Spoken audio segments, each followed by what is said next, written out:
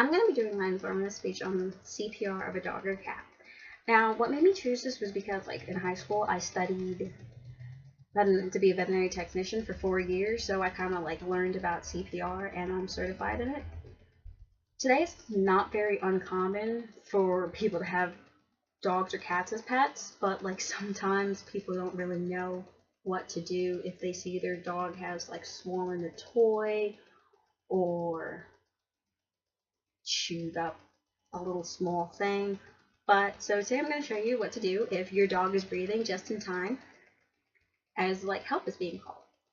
So like humans, when a dog stops breathing, their oxygen levels begin to fail rapidly, and when the oxygen starts to fail, vital organs such as the brain, liver, kidneys also begin to fail as well.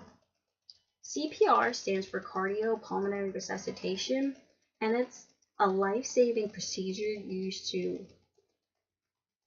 aid dogs that have stopped breathing or don't have a heartbeat.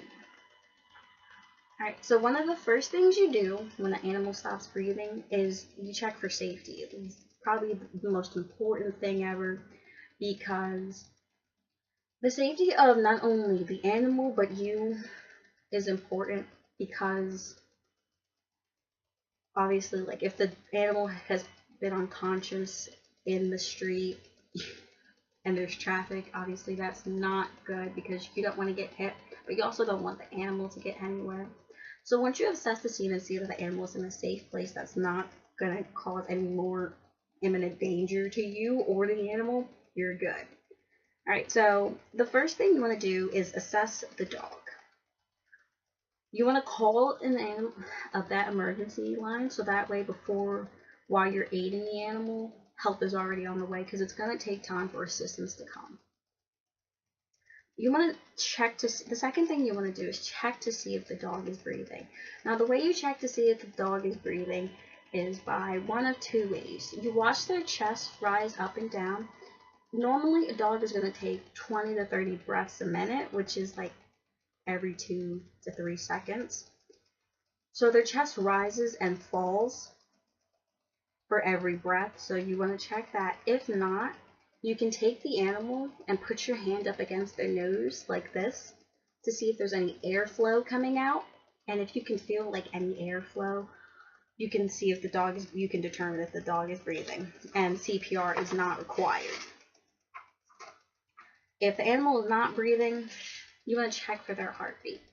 If you can't feel like airflow or you can't see it, you want to check for their heartbeat. Secondly, the way you check to see if they have a heartbeat is you lay the animal on the right side of their body, like this side, and you take their elbow and point it up move it up to their chest wall, and the back point of the elbow that meets the chest wall, that is where the heart is located, and you want to just see if you can hear a heartbeat. If not, we're going to have to start move to rescue breathing next. Now, rescue breathing is where you blow air into the dog's nostrils in order to restart that airflow in them. You want to check to see if there's any obstructions first, like a small toy that they might have swallowed. If not, well, if so, you want to remove the obstruction. If not, you can continue with the rescue breathing. Now, there's 2 ways to rescue breathe, but I'm only going to teach you the one way because that's the one I learned. And you take your hands and cup them around their nose like this to cover their mouth. That way, because you don't want any air escaping as you're blowing air into their nostrils through their mouth. And you just want to blow air slightly into their nostrils and watch to see if their chest rises or falls. If it does, you can stop. You just want to make sure that they'll be able to start breathing on their own again. If not, you're going to continue until the dog breathes. But if not, we're going to have to move to CPR. CPR is the last resort, and if it's necessary, you don't always want to just immediately start doing CPR. It's ideal if 2 people are giving CPR, but it can be done with 1. With 2 people, it's 1 breath for every 3 chest compressions, and for one person, it's one breath for every 5 chest compressions. Now the way you do a chest compression is you take your hands and you lock them, and you do this to press down on the animal, like so.